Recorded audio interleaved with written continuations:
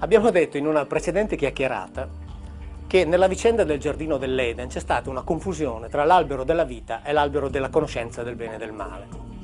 E già questo di per sé serve a farci capire che insomma la Bibbia è un libro di storia, scritto da uomini e quindi come tale ovviamente suscettibile di contenere degli errori, e in effetti ne contiene tantissimi, nonostante ciò che spesso si afferma e si voglia far credere. Magari poi proseguo e ne vedremo molti altri.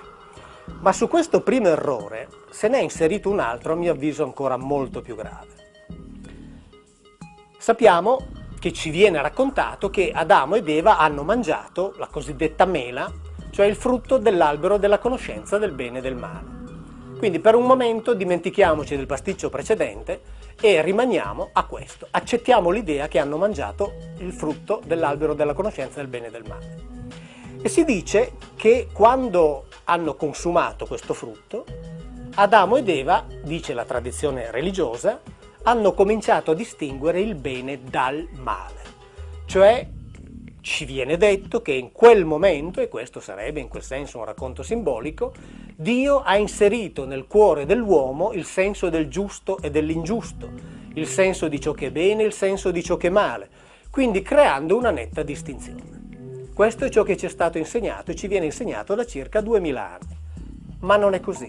In quei passi della Genesi non c'è, infatti, l'inserimento del concetto della distinzione tra il bene e il male.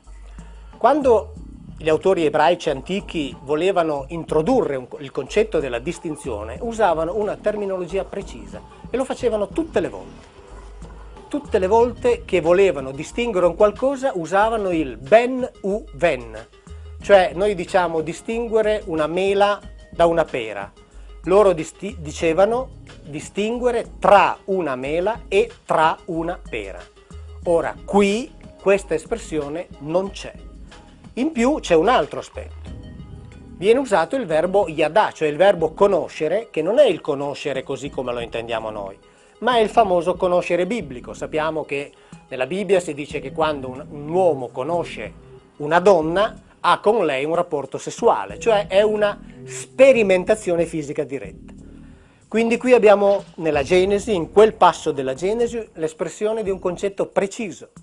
Cioè si dice che in quel momento gli Adam, cioè Adamo ed Eva, cioè i due terrestri, hanno sperimentato e cominceranno a sperimentare il bene e il male, ma intesi come bene e male concreti.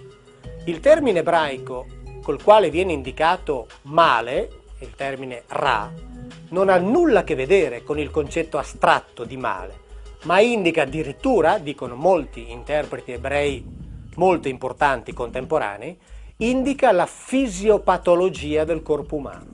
Allora, in realtà, quel racconto che da 2000 anni ci viene trasmesso dicendoci che in quel momento Adamo ed Eva hanno acquisito la consapevolezza della distinzione tra il bene e il male, in realtà ci dice un'altra cosa.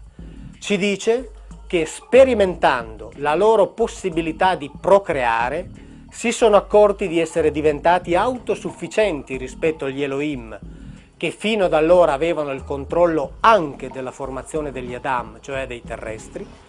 Da quel momento gli Elohim decidono di cacciare questi due terrestri da questo Gan, cioè da questo giardino recintato e protetto, e nel momento in cui li cacciano dicono loro: d'ora in avanti voi sperimenterete, cioè conoscerete in senso biblico, gli aspetti positivi, cioè il bene, e gli aspetti negativi della vostra nuova vita.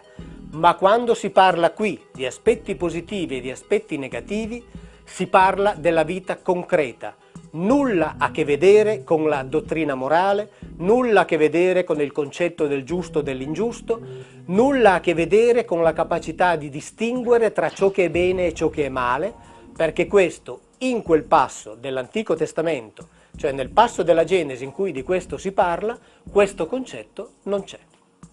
Grazie, alla prossima.